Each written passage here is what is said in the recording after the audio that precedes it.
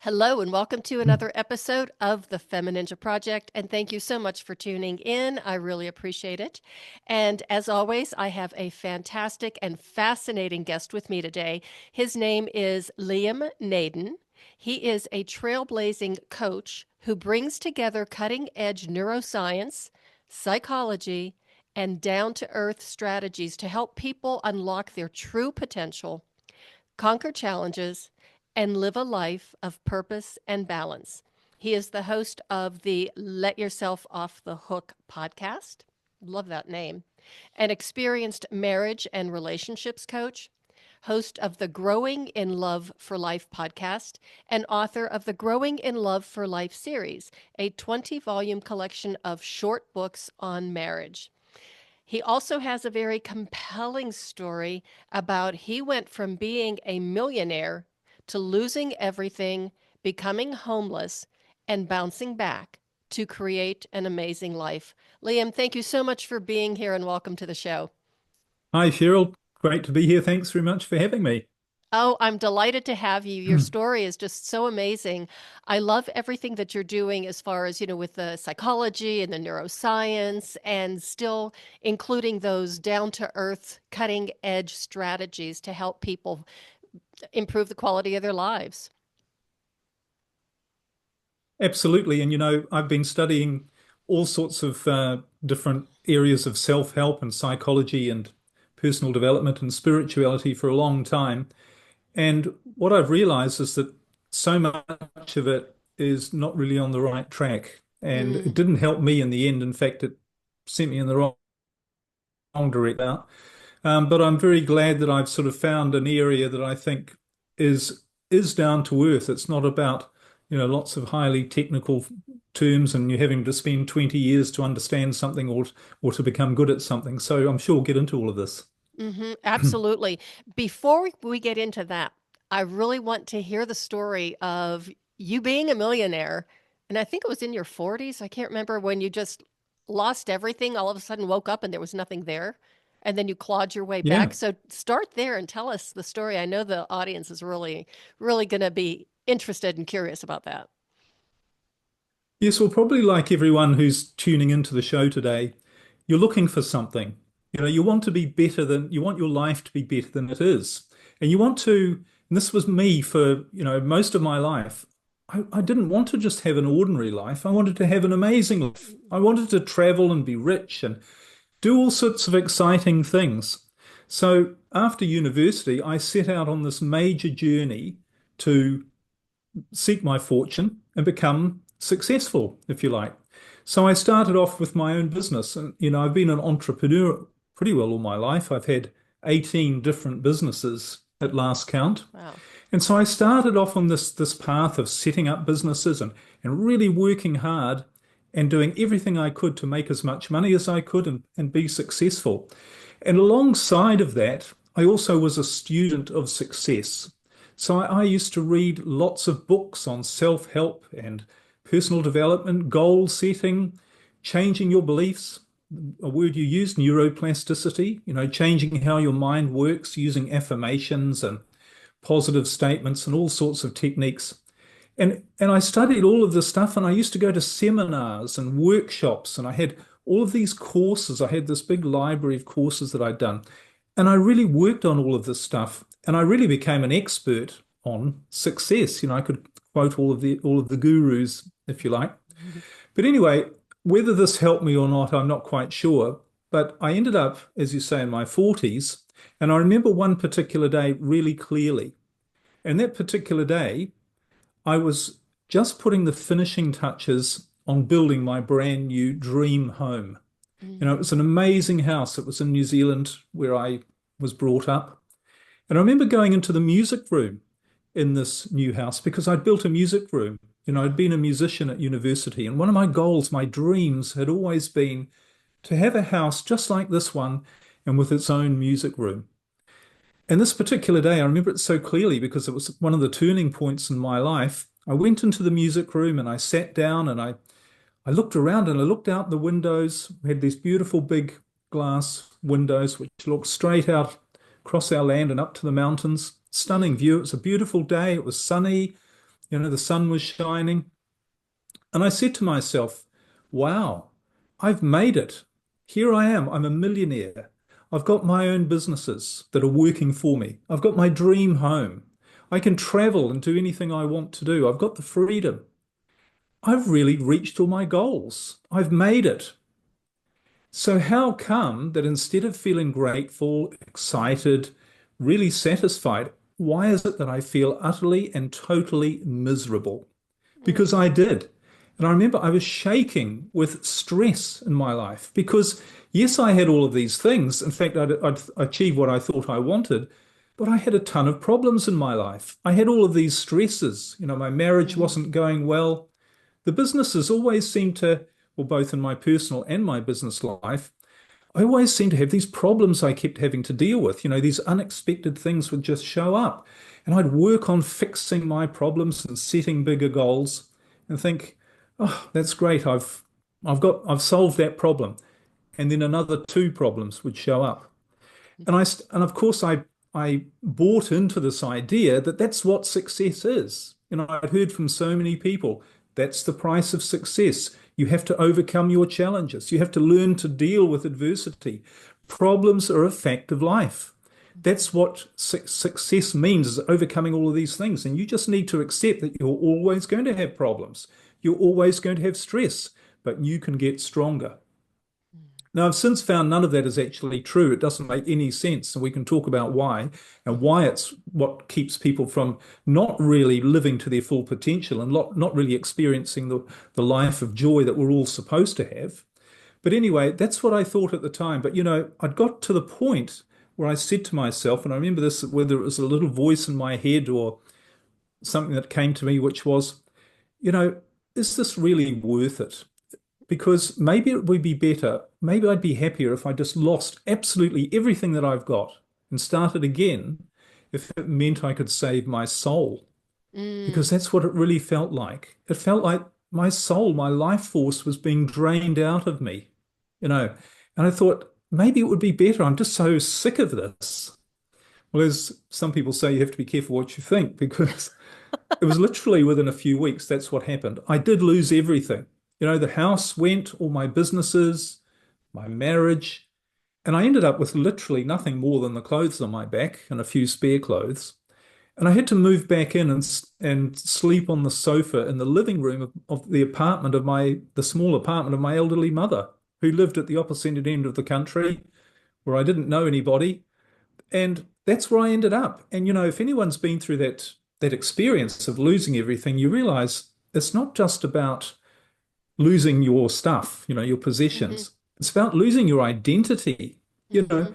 Here I was, I'm a successful businessman, I'm a millionaire. I have a marriage, I have a place to live. I had none of that anymore. So I was constantly, I entered the state of confusion. And what I didn't realize at the time, and really I back engineered what happened to me, even from that point and from earlier, which has really helped my understanding of how we create what we do in our life. Mhm. But anyway, every night I kept asking myself these two questions. And the first question was, why has this happened to me? Mhm. Because I knew everything about how to create success. I knew about changing your subconscious mind and changing your beliefs and working on goals. I'd been to so many goal setting workshops. So I Mhm. had it all mapped out really clearly, all my plans, all my goals. But there was nowhere on my goals list which said lose everything and become homeless.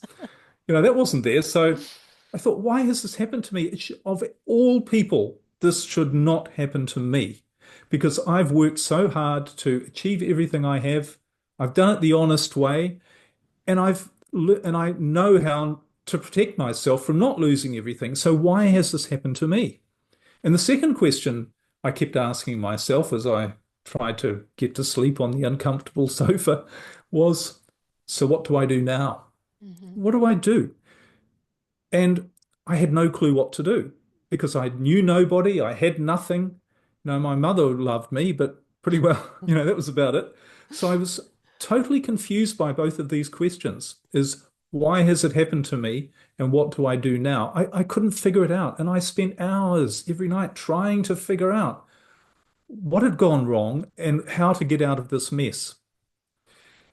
a turning point came when I finally found the answer to both of those questions. And it came from an unexpected place. And as it turns out, the answer to both of those questions was actually exactly the same. And the answer was, why has this happened to me? And what do I do now? The answer was, the true answer, I don't know. I cannot figure this out. I have no idea, and I will never find the answer as to why it's happened to me and what to do now. And what I didn't realize is that when I accepted that I didn't know the answer, I switched the part of my brain that I was using. And we'll talk about how that works. Mm-hmm.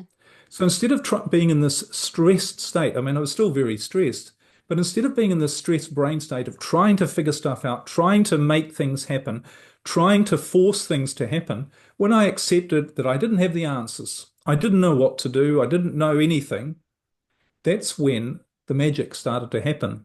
And it was sort of magic, really. And again, there's a scientific and biological explanation of what magic actually is. We don't understand this, but it appears to be coincidence, luck, synchronicity, these things, but there's a biological foundation for these things. But anyway, my life just started to go in a completely different direction, and before I knew it, I'd a new business. I'd set up a new business. And I had no money, but people came into my life who helped me. Really, I mean, I remember being in the back of a retail store. I was helping somebody out for a part-time job just to earn some money. Mm-hmm. And and I went out into the store just to have a break. And there was a man standing there buying something. And he looked at me and he recognized me. And I sort of recognized him. And he said, Liam, hi there. And I hadn't seen him for 20 odd years. Mm-hmm. And he said, what are you doing? And I said, well, not a lot. And he said, well, I don't know if you're interested, but there's an opportunity for a new business that's just come up near to where I have my business. And he knew my background. He said, you'd be perfect for that. And I said, well, that's great, but I only have one small problem. I don't have any money. I have no means to operate that business, to set up that business in that location. Well, I don't know where the money came from, but if literally within 3 months, there I was with this new business, and I was making money again, and I was doing well, and I was making the money that I wanted to give me a really enjoyable life. And then I met somebody, created a new relationship, one unlike what I'd ever had before. And all of these things, just one after the other, started to fall into place from then on. After that, we bought a new motorhome. I think you call them RVs over there Mm-hmm. in your world. And we traveled all around New Zealand. This is a brand new motorhome. When literally only, a couple of years earlier, I had nothing. And we traveled all around New Zealand. Then we took a one-way ticket to Europe and we bought a brand new yacht and we sailed around Europe for 8 years. In fact, we've sold that a few years ago, or a couple of years ago. I'm now launching another yacht literally next week from where I am here in the Jeez. south of France. So, but the weird thing was all these things fell into place. And I remember once we were in the Greek islands Mm. because, and not only did I have one business, I sold that and then set up a couple of other businesses, which I managed remotely from anywhere in the world. So here I was, another turning point in my life was and you can imagine this, how amazing it is, being on your own yacht in the Greek islands, in a little bay, a little anchorage, and you wake up in the morning, there are no other boats around, but it's a stunning, if anyone who's been to the Greek islands, you Mm-hmm. know how amazing they are, the beautiful color of the water. Mm-hmm. And I remember just falling off the back of the boat and having a swim first thing in the morning and getting out. And as I was drying myself and again, the sun was shining, I thought back to that time when I'd had nothing, when I'd been in the music room. And I asked myself exactly the same question that I asked myself then in the music room and on my mother's sofa, which was, why has this happened? Why has this happened to me? Why is this so amazing? Why am I getting up in the morning on my own yacht with a wonderful partner? We've got two businesses that are operating brilliantly without me having to be there. And the most amazing thing of all, I don't have any problems and stress. And Mm-hmm. sometimes, very occasionally, we have that feeling, this is it. This is what I've been looking for all my life, this feeling, this inner feeling that I'm doing what I'm supposed to be doing. And my life is what we call in the flow or in the Mm-hmm. zone.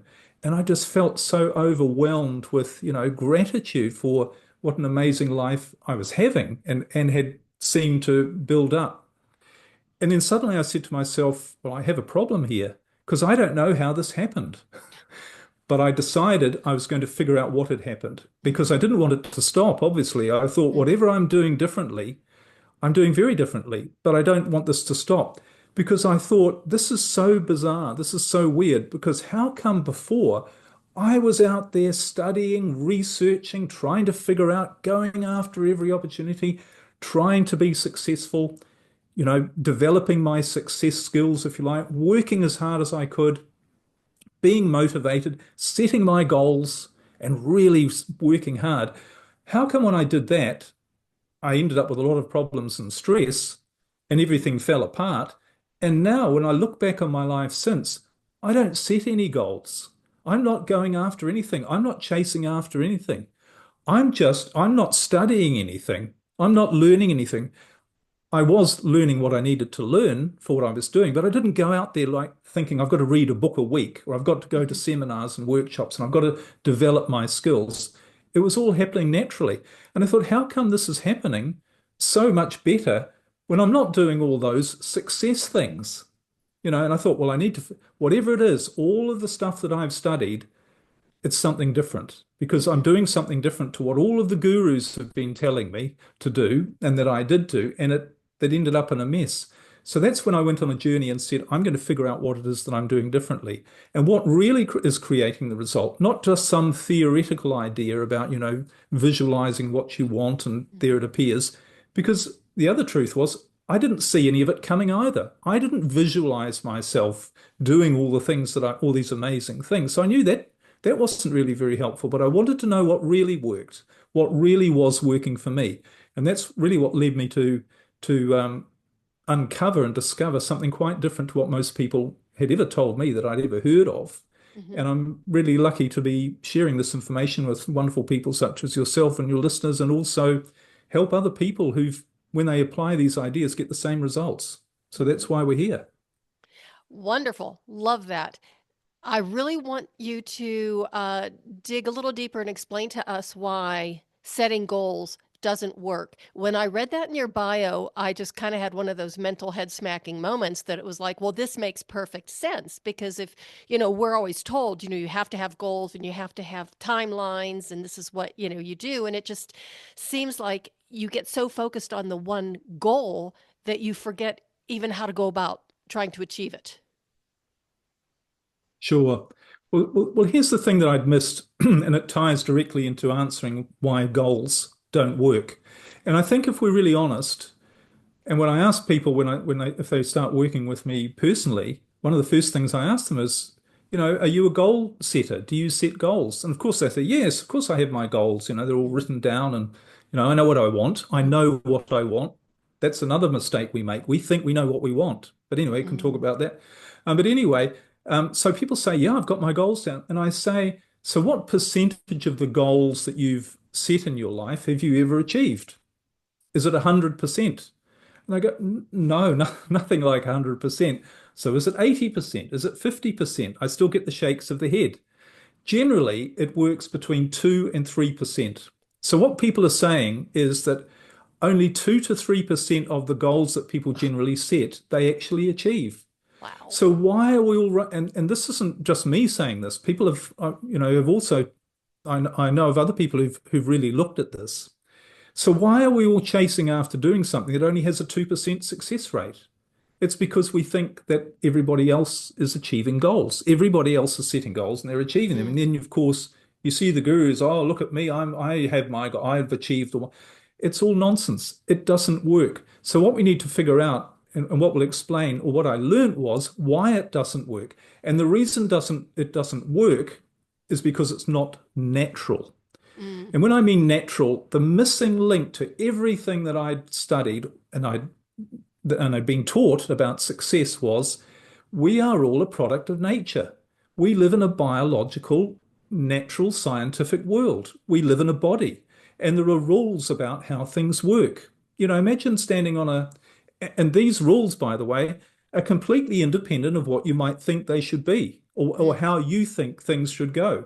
I mean, imagine standing on top of a 10-story building and convincing yourself that you're going to step off and you're going to fly into the air.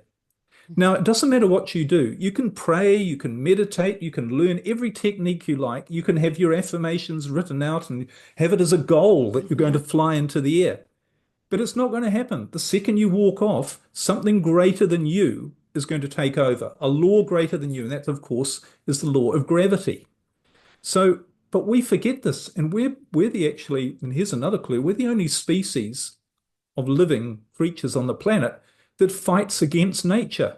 We're not Mm. working with nature. We're not in harmony with nature. We're not in, we're trying to force things to happen in our life. We're saying, I want that and I will get that. It doesn't matter if it fits in with anything natural. I'm going Mhm. to be a millionaire or I'm going to do whatever it is. So we're fighting against nature all the time. And that never works. And the reason it doesn't work is because nature also has a mechanism or a purpose which is all about thriving. I call it the law of thriving. In other words, all of nature, and if you ask any biological scientists, they'll tell you that every living thing is striving to be its best to thrive so that it has the greatest chance for survival. Mhm. Because survival is the overwhelming purpose of all life. Everything, and we've had hundreds of millions of years of this to work all this out to be the most efficient, Mhm. to figure out the best way to survive the longest. And the best way to survive the longest is to be the best that you can be.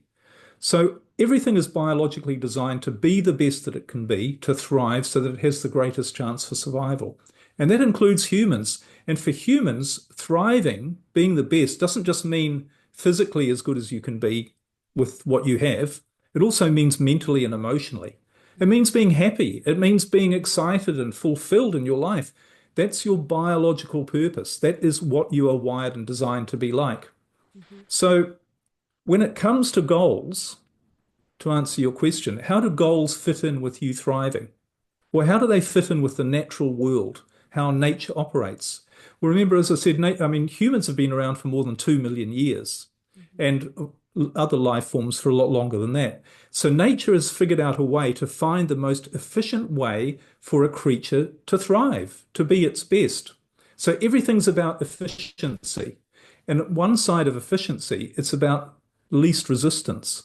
If you look at nature, it operates on a principle of least resistance, which is about being the most efficient way to get something done. So, some water at the top of a waterfall, if it needs to get to the sea, it doesn't get to a rock and stop and try and force its way through a rock, does it? It goes around it. It takes the path of least resistance. We see this all through nature, and we see this in ourselves. Imagine if you're trying to ride your bicycle and you're going into the wind, it's a lot more difficult and you don't get very far than if you just go with the wind. Mhm. So, this whole idea of thriving biologically based on efficiency and based on least resistance, how do we apply that to the idea of goal setting? Well, I can give you the example of when I was on my mother's sofa. Now, imagine there I was, and I pulled out my last goal setting workshop on how to know what you want and how to find out what you want and what's best for you and all those sorts of things, because you need to be clear on what you want, don't you? You need to have a goal. Mhm. That's not the way it works biologically. Anyway, and I'll explain why, but imagine I was sitting there on my mother's sofa and I pulled out my goal technique. And it suddenly came up and it said, Liam, what's your ultimate goal in life? What's going to make you really happy? Because that's the purpose of a goal, isn't it? It's to make you Mhm. do something, to get something that you think will make you happy. Your ultimate goal is to have businesses that operate for you around the world, and you're going to be sailing on a yacht around the Mediterranean, visiting 15 countries over all this time with an amazing partner. And you're going to be teaching people about how the brain works and how that we're naturally biologically designed to thrive, and how unfortunately we just keep ourselves stuck by not using this mechanism the right way. You're going to be sharing this information with all sorts of people on podcasts, and you're going to be writing books and you're going to be helping people. Now, if I came up with that and wherever it came from, I would have looked at it and I would have said, well, that's utterly ridiculous. That's Mhm. crazy for two reasons. One is I could never do that. Sailing, teaching, it's not me. So one thing, I could never do that. And the second thing is, which I mentioned earlier, I didn't even know that's what I wanted. I thought, do I really want that? I don't know that I want that. I have no experience of any of that. So how do I know if it's right for me? So what would I have done? I would have doubted, I would have questioned, I would Mm-hmm. have resisted, and I would have said, I don't know about that. I need to find out some more information about what to do and figure out even if that is right. So, okay, you can say, so what am I doing? I'm being biologically inefficient. I'm Mm-hmm. wasting energy in all of that analysis and avoiding doing anything. I'm not doing what I'm supposed to do to thrive, which is to take action, Mm-hmm. primarily take the next step. Just get on with it. I'm wasting all of that energy. So, all right, you could say, well, all right, maybe you don't need to know your ultimate goal, but you need to know a little bit of a goal in the future. So I'd say to my brain and I'd work out, well, give me the next 10 steps of what I need to do and where I need to be next year, in 12 months' time. And so I come up with 10 steps. And what's going to happen then? I'm going to look at that list and go, I'm not sure I know how to do number three. I need to go away and do some research on step number three. And is that really where I want to be in a year's time? I need to spend some more time thinking about it. Thinking is the enemy, by the way. We'll talk about that too, I think. Um, you can see what I'm doing here is I'm really, what I learned was to question all of these things we've been taught that are all wrong and they've kept us all stuck. So again, coming down to goal setting, I would have doubted and questioned and made all the excuses not to actually take any action even if I knew what the goal was in a year's time. And that's the way the brain works. The brain is designed to do it in the most efficient and effective way to get you to where you're supposed to be, which is to show you the very next step. Mm-hmm. And all it ever does is say, do this. And when you do that, without any fear, without questioning, without analysis or resistance, without any resistance, you take the next step. And then your brain shows you the next step. And lots of people have written about this. They talk about mindfulness and other ways of exploring this idea. Even in the Bible, it says, give no thought for tomorrow. Tomorrow Mm-hmm. being every moment after this one. Mm-hmm. Tomorrow's going to take care of it itself. Your way of operating is to focus on the moment now and do whatever's in front of you without fear. So that's the most biologically efficient way for you to thrive and you to get to where you're supposed to get and to be where you're supposed to be. So that's got nothing to do with goals. That's got nothing to do with trying to figure out where you should be. It's about taking the next step and trusting that this part of your brain that knows how to make you thrive is going to lead you in the right direction. That's what it did for me, and that's the way it works. I hope that makes sense. It makes perfect sense. And all I could think of as you were describing this was that basically all of the self-help, all of the, traditional, this is your path to success, or these are the goals, or this is what you have to do. It makes it sound so artificial. And what you described is a process that is so organic and natural and effortless. Yeah, because here's the thing. Between our ears, we've got Mm-hmm. something that's the equivalent computing power of 500 trillion Mm-hmm. microprocessors. It's the Mm-hmm. most powerful machine, most powerful computer on the planet, and it has only one purpose. Mm-hmm. And it's designed for this one thing, to make you thrive, to make you the best that you can be, so that you have the greatest chance for survival. Mm-hmm. That's what it's been developed and designed to do. So this is a natural process. But it's a bit like any machine. All you need to do is learn how to use it the right way. It's a bit like a motor car. If you don't know how to drive a motor car, then you're not going to get anywhere. You're not going to have an enjoyable ride. You're going to be continually trying to figure out, why isn't this working? Why have I got problems? Mm-hmm. Why is this a struggle? But if you know how to operate the machine the right way, and funnily enough, we've been told how to operate the machine throughout Mm-hmm. every spiritual tradition and every scientific tradition throughout history as well, but we haven't interpreted it the right way. But Mm-hmm. once you know how to do that, there's nothing artificial about it, because the rest of nature, every other species is doing it naturally. And Mm-hmm. every other species is based on thriving. It's not actually struggling, despite the, wildlife Mm-hmm. documentaries we see, Mm-hmm. most of nature is being its best and is thriving. But we overthink it. We've been taught all of these wrong ideas about Mm-hmm. who we are and how our brain operates and how we're supposed to interact with the world. So we don't experience that. We struggle instead. We're like driving the car, not knowing how to operate it. Mm-hmm. We're the people who are standing behind the car trying to push it along because we don't know how to operate it and maybe think, well, that's the way to do it. It's got wheels, I'll push it. Mm-hmm. And what happens there? You just get exhausted, you don't get anywhere, and you tell yourself, I'm the problem. I'm not strong enough. I'm not determined enough. I need to build up my muscles and push harder. But Mm-hmm. it's when it's the wrong way, it just doesn't work. And what you said just a few minutes earlier was that you're wasting all of this energy. And that brings me to another question for you, because you are spending all of that energy, expending it, and kind of like wearing yourself down, getting more exhausted, but you're pushing harder and harder. And to me, that sounds like that could be one of the keys to leading us to diseases, chronic illnesses, depression, all kind of medical issues, because we're fighting against the law of nature. Absolutely. And, there's a lot of literature which says what causes disease? It's Mm-hmm. stress, it's Mm-hmm. pressure. It's not just mental and situational problems that you're going to have. You're going to have physical problems. And we know this. I used to be like that when I was so stressed, and pushing, it had a negative effect on my health. Mm-hmm. And that, you can't strain a machine and expect it to continue to perform, both and Mm-hmm. for you, both physically and mentally. Mm-hmm. Exactly. Okay, so then go segue into the right way to use the brain, because I find that absolutely Okay. fascinating, because I understand the power that that gives us. And I don't mean the power in the way of, forcing things, but that kind of insight is just unlocking the key to so many possibilities. Absolutely. Well, I've actually created a four-part brain model because I did some study onto how the brain works physically, not in the idea of, the subconscious mind and the superconscious and all of these theoretical concepts, but how does the brain work physically?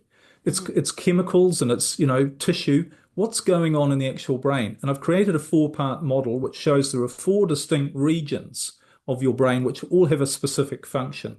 But I've kept it all very simple, but this all has a basis in science. Mm-hmm. But the key to realize, if you understand and accept, and it's really the tipping point is to understand you are biologically designed to thrive.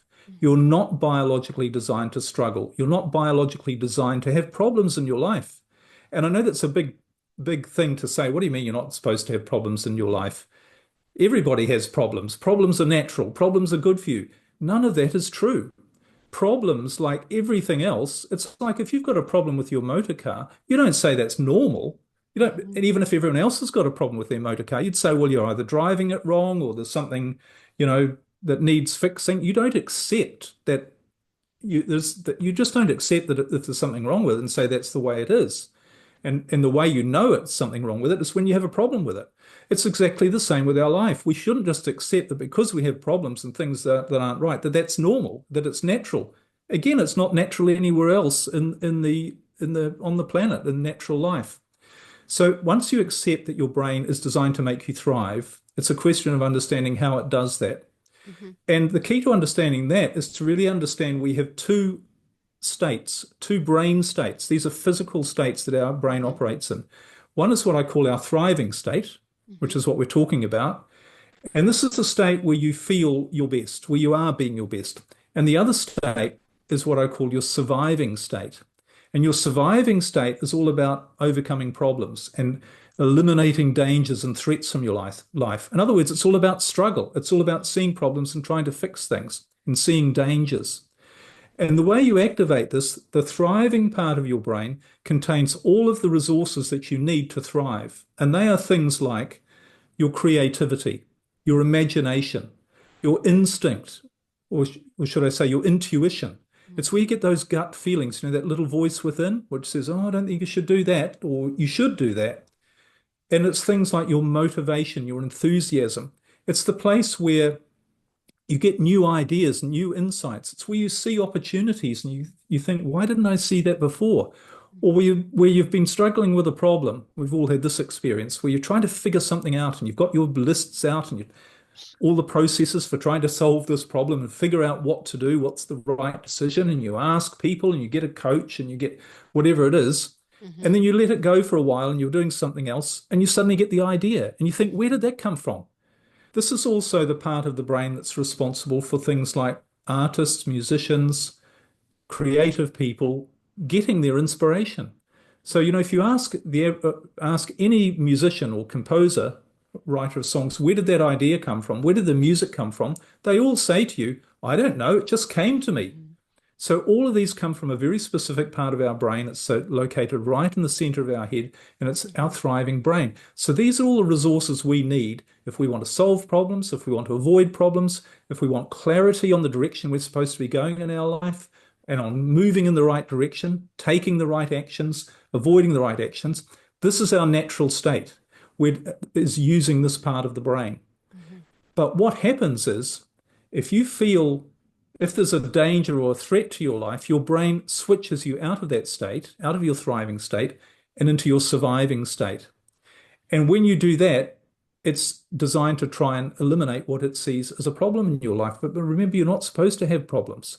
But every now and then, something might come into your life that does present itself as a problem, and you have a tool for dealing with that.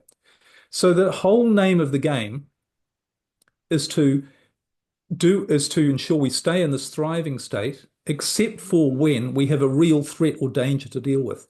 And millions of years ago, when all of this was developed, we lived in a dangerous world. There were lions behind every rock who wanted to eat us. There were snakes in the grass. So we developed this reflex action to eliminate that danger, which is also called the fight, flight, freeze. Probably heard of that. Mm-hmm. So, but the big problem is when the fight, flight, freeze, I call the surviving brain, is activated in response to a danger, it shuts down the thriving brain.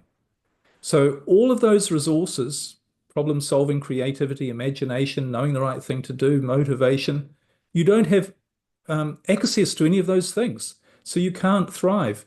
Now that's fine if a lion's about to eat you and you need to fight it or run away or shout for help.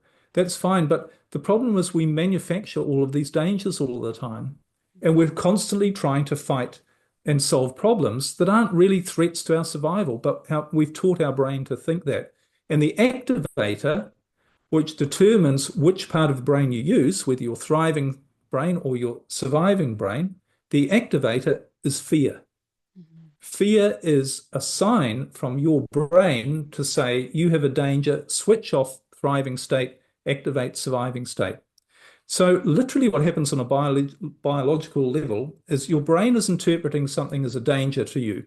Most of the time it isn't, but you feel stressed and worried about something. When that happens chemically, it activates your surviving brain and shuts down everything you need to live a great life. Mm-hmm. And you know this is true because what happens when you've got problems, when you're stuck? What are you doing?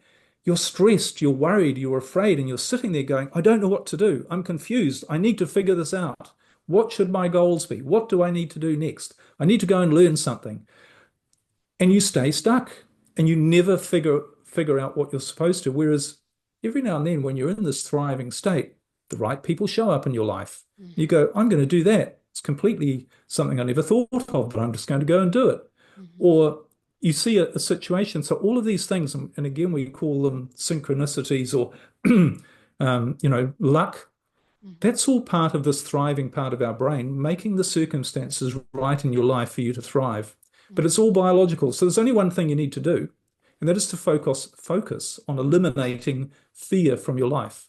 Mm-hmm. And by fear, I mean stress, worry, anxiety, frustration, because these are all signals from your brain saying there's something in your life that isn't going right. Mm-hmm. But your thriving brain knows how to fix it. Mm-hmm. And if you knew that, you'd just say to your thriving brain, please do the job, and you wouldn't need to worry about it. And that's what it says in the Bible, through every single page of the Bible. Be not afraid. Mm-hmm. More than 300 times it says, be not afraid. Mm-hmm. And it's not saying that for some nice idea. It's an instruction. This is, the Bible's an instruction manual on how you're supposed to use your brain. Mm-hmm. Don't activate your surviving state, because everything that God, if you like, can help you with comes from your thriving state. God only helps you through imagination, creativity, giving you the right ideas, getting you to see the right things to do, stopping you doing the wrong things. But if you don't have access to the part where all that happens, how can you ever thrive in your life? You can't. Mm-hmm. So our only job is to do what the Bible says, stop the fear mechanism from being activated. Mm-hmm. And this is basically what I teach people how to do, because people say, well, that's not that easy to do. Well, it's not that easy to do, but it is quite simple. And there are lots of ways you can do it, because essentially what's happening is your brain is being triggered to feel stress, worry, fear, and anxiety. You don't know why. This is all happening beyond your conscious thinking, but you're triggering your brain both through things on the outside in your environment and also things in your internal workings. So you've got to eliminate those triggers. And if that's all you do, your life, suddenly you get into this thriving state and you start going in the right direction. You start not having problems anymore. You start doing what you're supposed to be doing, and you start feeling the way you're supposed to be feeling, which is, my life is great. That's how we're designed. That's the sort of the short version, but which is a bit long. I'm sorry. That's fine. That's great. It's a great explanation. And I think it's really important information for the listeners to hear. And I just wanted to mention that so many people end up getting stuck, as you said, in that fear state, in the, sympathetic nervous system, fight or flight. And Yeah. they can't get out of it, and it's like they're reinforcing the pattern of fear. They're reinforcing the pattern of, danger, danger, and it just changes the neural pathways, making it harder to be able to switch on to the thriving brain. So a lot of people end up turning to, medications and, therapy, Yeah. more self-help, but explain how you can then switch in a way that is relatively simple from the survival brain or part of the brain into the thriving. And I also, before you do that, I do want to mention for the listeners especially, that you have a really fantastic graphic on your LinkedIn page, because that's where I saw where you highlight the 4 areas and explain, in very, brief way what each part is responsible for. And for anybody who wants to learn more about the brain and brain function, I highly recommend going to Liam's LinkedIn page and seeing that. And I'm not sure if you have that on your website. I didn't do a deep dive there. Yes, it's all on my website as well. And in fact, in a bit more detail on my website, more detailed explanation, which of course is just my name, liamnaden.com, my website. Now, and I also want to ask you, as you're going through all of this and you were figuring this out, how amazed were you by the plasticity of the brain and the function of the brain and the power of our thoughts and our mind and what we can do to kind of take that power back and use it for good? Yeah, well, the thing I was really shocked by was just how simple and obvious this is. Mm, Because here's the thing, we have this natural mechanism, which, anybody who's written a book on how the brain works, the last page is always the same, which is, I can't believe how incredible the brain is. It's just way beyond it's got power way beyond what we can comprehend. But the thing that really shocked me was why nobody has really talked about how simple this is, how natural this is. This isn't about thinking and trying to figure stuff out. And it's not even about your thoughts. Another part of one of the 4 parts of the brain is your thinking brain, which is where your thoughts are. Your thoughts, they don't create your reality. It's your thriving brain that creates your reality. And so we get hung up on this idea. Again, we have to think and figure stuff out. That's not how it works. That's not how it works naturally. I mean, imagine cutting your finger. If you cut your finger, do you sit there, not you, but anyone listening, do we sit there and visualize it healed and have affirmations? I am healing my finger. It will heal. And do we recite this every day? And do we worry about it? Do we focus on it and visualize it and write down how our finger is going to heal? Or do we just let it heal?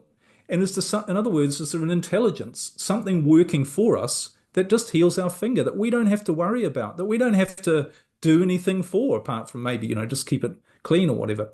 Do we have to really keep our heart beating? Do we have to keep breathing? Do we have to do any of the 20 gazillion things that are happening in our physical body in every moment that we don't even know about? Do we have to think about any of those things?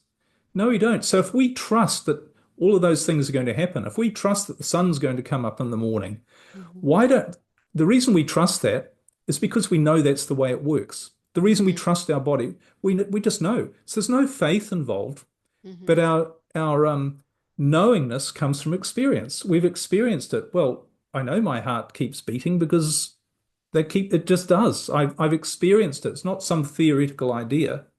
And it's the same when this comes to using our brain to create this thriving life for us. We trust that the rest of us that we're going to wake up in the morning and that all of our bodily functions are going to keep working? Mm-hmm. Why don't we trust that our brain, which is designed to make us thrive, why don't we trust that it's going to do its job? And the reason is it's not about faith, it's about understanding. We don't, no one had ever told me about this, and I didn't understand how these four parts of the brain work. So I had no experience of it working the right way. I had no experience of thriving. But when I started by accident using my brain the right way, then I had experience of it. And so something amazing would happen, and I'd go, well, that's a fluke. That's good luck. And then something else amazing would happen. And I got to the point of thinking, no, this isn't luck. There's something biological and scientific about all this, about that's making it work. And that's when you start to understand. Firstly, you understand it sort of theoretically, then you apply it, and then you really understand it. And then you don't have to go about it, do anything differently. You think, why did I get stressed and worried when all I was doing was blocking my brain from bringing me the best? Why am I worried about the future? If I've got a 500 trillion computer microprocessor that's designed to make my life amazing, why would I worry that it wouldn't? Why would I be judging what it was doing and analyzing what was going on rather than just saying, well, this is all part of the plan? Of course it is. Mm-hmm. Okay. This is all fantastic information, and I could talk about this or listen to you talk about this for a couple of hours. But I'm really curious about another thing. So I'm going to pivot just a little bit and ask you how you became a relationship and marriage coach, because that just seemed like, well, that's pretty interesting. And how did that come about? Well, that was really the first thing my first businesses after I, got back on my feet. And what I'm going to guess the logical, the brain focused reason is I don't know, just Okay. sort of happened. Uh-huh. But I guess at the time I was thinking, what is it I'm really terrible at? And I was just going through my second awful divorce. And I thought, I'm just terrible at this relationship stuff. And but I need to figure this out. I need to figure out what makes a great relationship and what makes a lousy relationship. What have I been doing wrong? So I really did it for myself to start with. And what I did was I did a solid analysis of people who are in bad relationships, just through observation and people I knew and, without giving them therapy or anything, Mm-hmm. but also comparing them to people who are in great relationships. Because what I found was I knew people, not many, and I knew of people who'd been in the same relationship or marriage for 30 years and still were amazingly in love with each other. Still had an incredible time. They're still best friends. They didn't have stress and problems in their relationship. And I thought, what's the difference between what they're doing and what most people are doing when people are struggling? So I started to notice some patterns of what people were doing differently. And I started to apply them to myself. And that's where I started to get, because the other thing I thought was, I'm getting this person who's come into my life is completely different to any other person I've had in my life, any other relationship. So what's the difference? And I Mm-hmm. found there were patterns. And that's really what I turned into helping people with, is to identify the patterns. It's the same thing. If you do what the people who are doing and you're thinking what the people are thinking who've got an amazing relationship, Mm-hmm. you're going to have an amazing relationship. Mm-hmm. If you're doing what most people are doing, which is things that are, part of struggling in a marriage, well, you're going to stay struggling. So that's really how I got into it and how it's developed. Mm-hmm. And then how did you get into podcasting? Because you've got two podcasts. I really tip my hat to you because I know I have one and how much work that is. But you've got two podcasts. And so tell us a little bit about both of them and then how people can find them or just subscribe to your channel, whatever. Sure. My first one's called, as you mentioned at the beginning, called Growing in Love for Life. And that really is about marriage and relationships. And most of the episodes, is 60 something now, they're all about, it's really me talking. I don't have guests on that. It's about me Mm-hmm. talking about understanding more about how to make a relationship work, particularly if you're struggling, because, a lot of my work is around helping people on the brink of divorce. Mm-hmm. And maybe one of them, maybe their husband or wife has said to them they want a divorce and they don't want a divorce.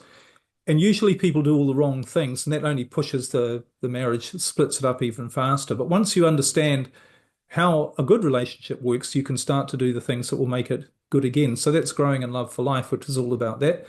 And Let Yourself Off the Hook is my newer podcast, which is about me explaining more about all these things about, all of these things we've been told, that life is difficult and you have to struggle and you have to work things out and you're always going to have problems and, you know, you have to know what you want and you have to have goals. And to prove to people, if you like, explain anyway, on a biological level, none of these things are true. And it's by hanging on to these false ideas, you're not using your brain the right way. And that's why you're going to, it's just not the way out. It's not the answer to get to find what you really want. And I call it let yourself off the hook because that's what you need to do. You need to stop trying to force your life through, or to make your life a certain way through force and struggle. You need to let yourself off the hook. And when you do, this other part of your brain takes over. And it literally leads you down the most biologically efficient path, which is the fastest and easiest way for you to thrive.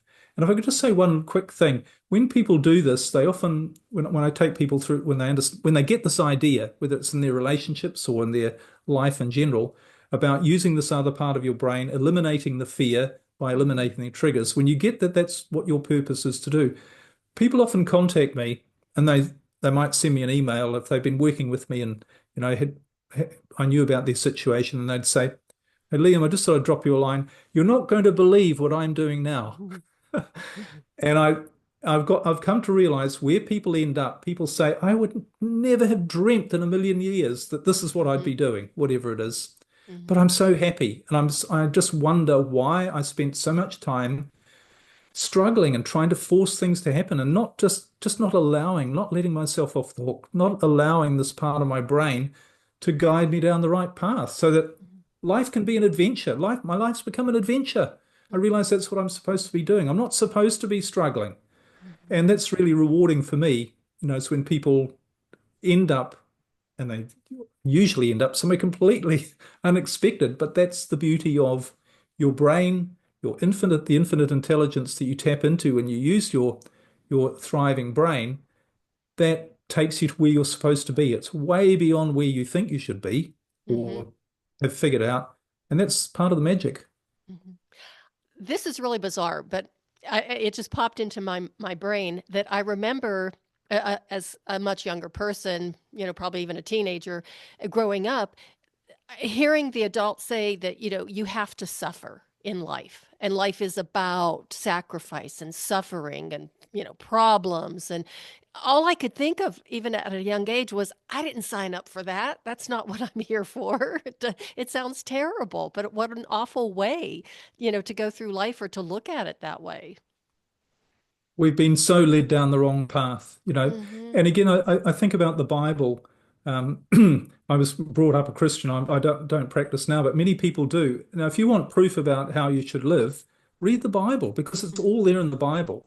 Hmm. The Bible says, "Seek first the kingdom of heaven, and everything else will be given to you." Well, what's the kingdom of heaven? The kingdom of heaven, as the Bible says, is within you. In other words, the kingdom of heaven is not something out there. The kingdom of heaven is this blissful, thriving state that is within you. And it tells us how to get to the kingdom of heaven, how to get to this thriving state being the best. Be like little children. Only little children enter the kingdom of heaven. And what do little children do? And that's why you reminded when you said when you were younger. What do little children do before we've had it programmed out of us? Well, they're not setting goals. They're not worried about what's going to happen. They're not sitting down being all stressed and trying to figure stuff out and learn what they need to do and have some heavy approach to life. They're just enjoying the moment. They're having fun. They're playing, aren't they?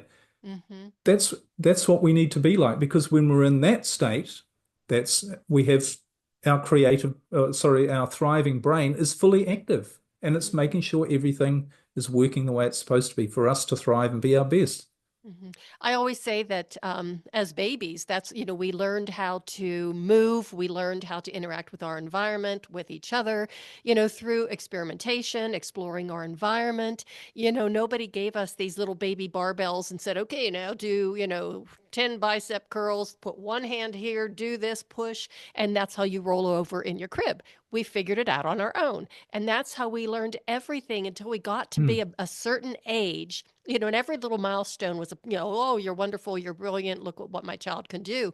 And by the time we got to be 5 years old, it was like, okay, now sit down and shut up because you're going to learn. And it's like, it's like, wait a minute. Again, I didn't sign up for this, but it was so structured, and all of that creativity and that learning through experimentation was kind of like taboo. No, we'll tell you. Mm. Yeah, and that somehow you, excuse me, for some reason, you don't have it all within you to know what to do. You have to learn it. Right, Yeah. right. Yeah. Completely So unnatural. I Yeah. know it is. And, I had my own physical therapy practice for almost 20 years.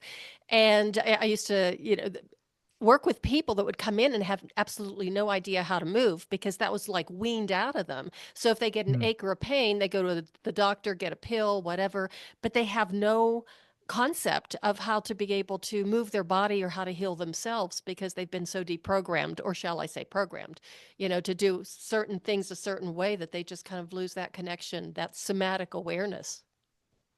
Yeah, because we've never been taught how the machine Right. works, you know. Right. I mean, Yeah. imagine with a motor car, somebody came along to and said that the way to get the car to work is you push it from behind. Yeah. And everybody else is doing it that way, so it must be the right way to do it. Mm-hmm. And of course it's difficult. Of course, you don't get anything for free in this life. Of course, Mm-hmm. life has to be hard. We'd all think that. Now, you wouldn't think that was crazy if that's what everyone else was doing and that's all you knew, but you Mm-hmm. would think it's crazy if someone came along and explained to you how it really worked. And you'd think, why did I make it so hard? Why didn't I just realize this is a machine designed for me to sit in and just go along for the ride and look out the window and enjoy the experience, not even worry too much about where it's going.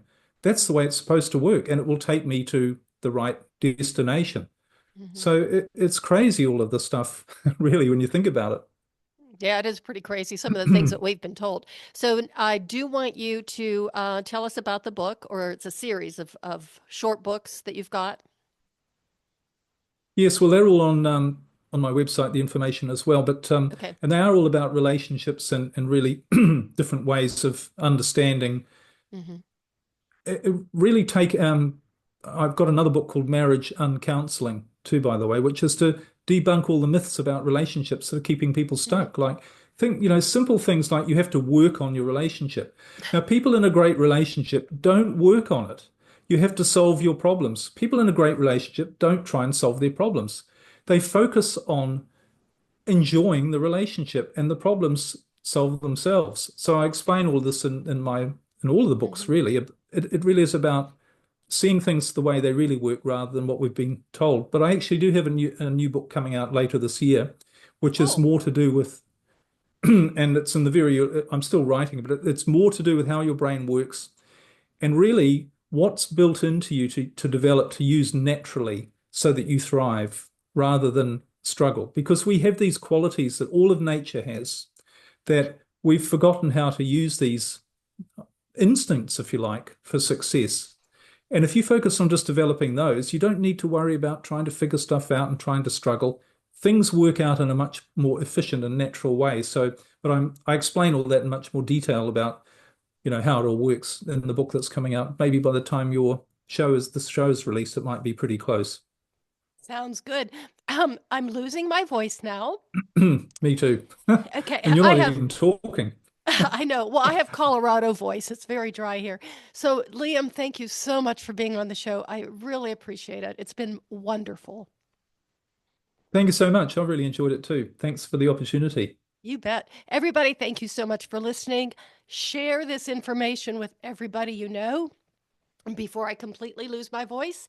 And just remember, our brain has got an incredible capacity to heal itself and to guide us in life. And that is the way of the FemiNinja.